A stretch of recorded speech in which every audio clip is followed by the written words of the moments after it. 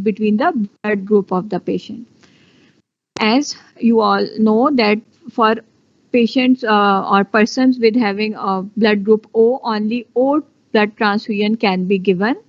So in a patient of O, if A or B is given, then there is going to be a lethal reaction that can lead to death of the patient. And these are immediate reactions. The blood started getting destroyed at a very rapid rate. So these are labeled as hemolytic reaction. Blood start getting destroyed because of the presence of a large number of antibodies in O group patients. Allergic reactions are those that are caused by antibodies against the WBCs that can be present in the recipient or the donor plasma. Anaphylactic reactions are the severe allergic reactions depending upon their severity. TRALI. What is TRALI? It is transfusion associated related acute lung injury. These are also antibody mediated. TACO stands for transfusion associated circulatory overload, that if a transfusion is given at a very rapid rate, that can cause circulatory overload, and that can cause shortness of breath and the increase in the blood pressure of the patient and a number of other symptoms. FNHRT stands for febrile non-hemolytic transfusion reactions. These are the reactions that are also very common, and these are the most simple or the most benign transfusion reaction that usually happen because of the presence of antibodies. Hyperkalemia can also occur if stored blood that was in the blood bank for a number of days. In those cases, the potassium leaks out of the red cells into the plasma, and that can cause severe hyperkalemia if that stored blood is transfused to a patient. Citrate toxicity. Citrate is the anticoagulant that is present in the blood bags. So if a patient has been given a number of transfusions, that can also lead to citrate toxicity. Delayed reactions. What are the delayed reactions? Delayed reactions are those that occur after the 24 hours of transfusion. There are a number of reactions, and this is very important that to note these reactions. Transfusional iron overload. Whenever a transfusion of packed cells or red blood cells is being given, a lot of iron is in that blood bag. Around 200 milligrams of iron is going in that transfusion. So, and that iron is not going to get out of the body by any means, not in urine, not in feces. So that iron is going to stay in the body. So when a person is being transfused repeatedly, in cases of congenital anemias like thalassemia or sickle cell, you have to transfuse a patient a number of times. At least monthly, you are given a patient a transfusion every month. So a lot of iron is going into the patient, and over a period of 1 year, a lot of iron is going to be built up in the body, and it has a lot of hazards of its own. So that is a very important hazard of prolonged transfusion iron overload. Another important issue that you must be knowing that a lot of infections can be transmitted by blood. These include hepatitis A, B, C, HIV. HIV is very commonly transmitted by infections if the blood was not properly screened. These infections usually transmit when the blood is not properly screened before transfusion. Parvovirus, cytomegalo, Epstein. These are the rare viruses, but they also get to transfer by transmission. Syphilis is a common. Malaria can also be transmitted if a person is suffering from malaria and that person donated blood and the blood was not properly screened before the process of transfusion. That can lead to malaria in the recipient. Similarly, a number of protozoal and rickettsial infections can also be transmitted by blood. Toxoplasma, trypanosoma. So what we have learned till here is that how do you categorize the reaction, that if it is acute or delayed, immediate or delayed, and what is the nature of the reaction? Is it immune mediated or is it non-immune? Immune mediated reactions are hemolytic reactions, allergic reactions, transfusion, and TRALI similarly immune because a number of antibodies are involved.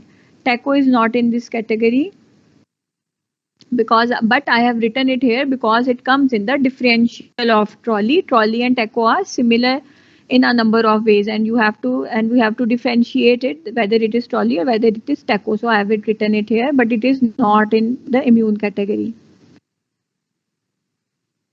What is the acute hemolytic transfusion reaction for you at this stage of first year? This is very important for you, that what is the acute hemolytic transfusion reaction. These are common in cases when the wrong blood is given to the patient. Why? How a wrong blood can be given to the patient? At that, because of the clerical errors, that a person who labeled the blood in the blood bank, he or she labeled it wrongly.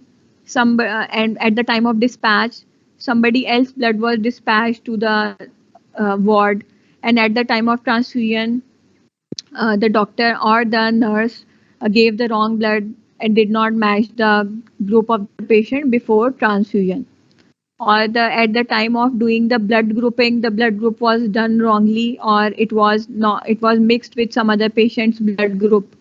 So a number of clerical errors can lead to the acute hemolytic transfusion reaction, that wrong blood has been transfused to the patient.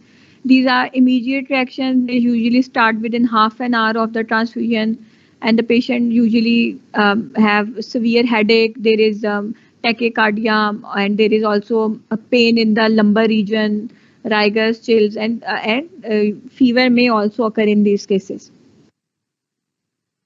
And when how do you pick up these reactions? These reactions can be picked up by their severity of their nature, that you have to take the vitals. What are the vitals? Like, you have to take the blood pressure, you have to take the pulse, you have to take the temperature. Whenever you suspect that a patient who is being transfused is having a reaction.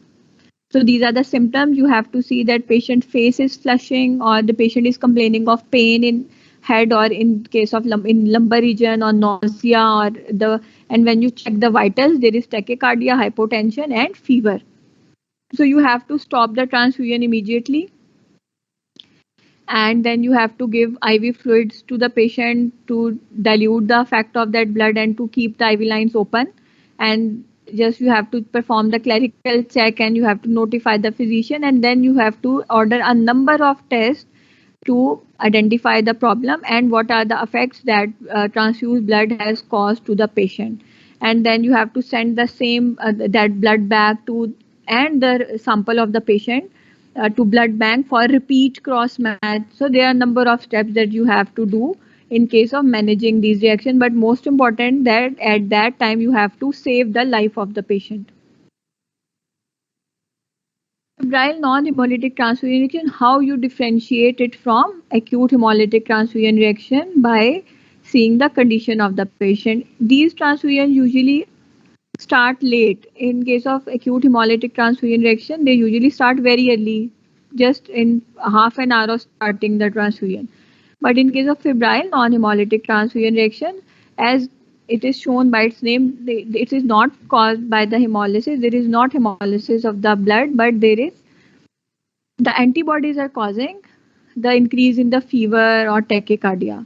So in this case, the blood pressure is increased, while in case of hemolytic transfusion reaction, there was hypotension, that blood pressure was decreased. So a number of factors help you in identifying the nature of the reaction. First of all, you can differentiate it that it usually starts late, so it's not going to be hemolytic, and there is a small degree rise in the body temperature, or there may be increase in the blood pressure. Tachypnea means there is increase in the respiratory rate. Usually these are not very severe, but sometimes they also get to be severe. So at that time you have to stop the transfusion when the temperature is increasing or the patient is having severe symptoms. In case of, as I have written in the management, in case of milder symptom, that a few degree a fever is not there, but there's only just complaint of tachypnea or chills and rigors, you can continue the transfusion. And you can also do that, you can give a paracetamol at that time, that is antipyretic, and or some antiemetic as well if the patient is complaining of nausea, and you may continue the transfusion if the reactions are mild. But in case of severe reaction, you have to stop the reaction, you have to stop the transfusion.